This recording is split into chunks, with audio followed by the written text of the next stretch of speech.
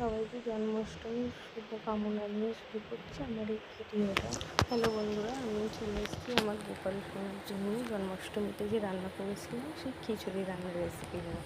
প্রথমে সকল যে সবজিগুলো আমি খিচুড়িতে দেবো সেগুলো আমি ভালো করে কড়াই ভেজে নিচ্ছি। কড়াই ভেজে নেওয়া হয়ে গেলে আমি এবার এগুলোর সাথে আলুও দিয়ে দিলাম। এগুলো ভেজে নেওয়া হয়ে গেলে আমি এগুলো তুলে রেখে দেবো এবং তারপরে আস্তে আস্তে খিচুড়ি যাতে করবো, যেমন আমি খিচুড়িটা হাঁড়িতে বসাবো তাই জল দিয়ে দিলাম। এবারে জলটা গরম হওয়ার সময় অপেক্ষা করলাম। জল গরম হলেই ভেজে রাখা ডাল এবং না ভেজে রাখা চাল দিয়ে দিলাম আমি খিচুড়িতে। তারপরই আমি যেই জল ফুটবে ভেজে রাখা সবজিগুলো দিয়ে দিলাম সেদ্ধ হওয়ার জন্য এবং স্বাদ অনুযায়ী নুনও দিয়ে দেবো। তারপরে আস্তে আস্তে যা যা দরকার আমি সবই এতে দিয়ে দিলাম। পাশাপাশি আমি যা ভাজা দেবো গোপালকে ভোগে সেই ভাজাগুলোও ভেজে নিচ্ছি।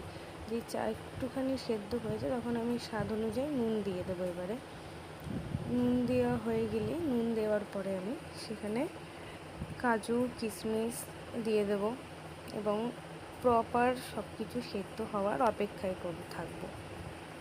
কাজু কিশমিশ আমি দিয়ে দিলাম। এবারে সেদ্ধ হয়ে গেলেই আমি হাঁড়ি নামিয়ে রেখে দেবো। হাঁড়িটা নামিয়ে রেখে দেবো।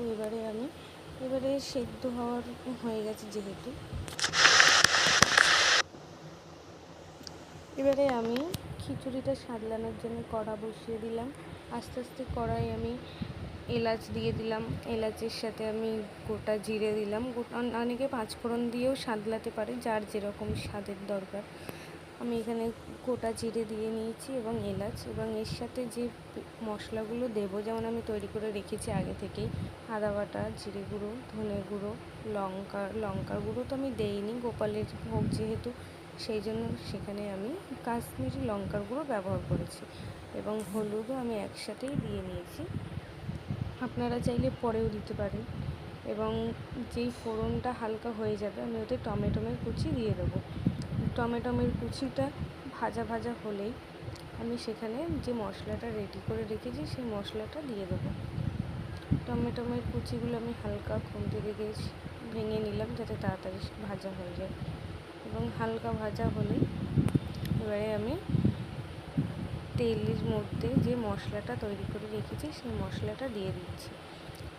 এবং আপনারাও গোপালের জন্য কী ভোগ রান্না করেছেন বা আপনারাও বাড়িতে কীভাবে খিচুড়ি রান্না করেন আমাকে অবশ্যই কমেন্টে জানাবেন। এবারে মশলাটা তেল ছাড়ার অপেক্ষায় থাকবো। আস্তে আস্তে গ্যাসের স্টিমটা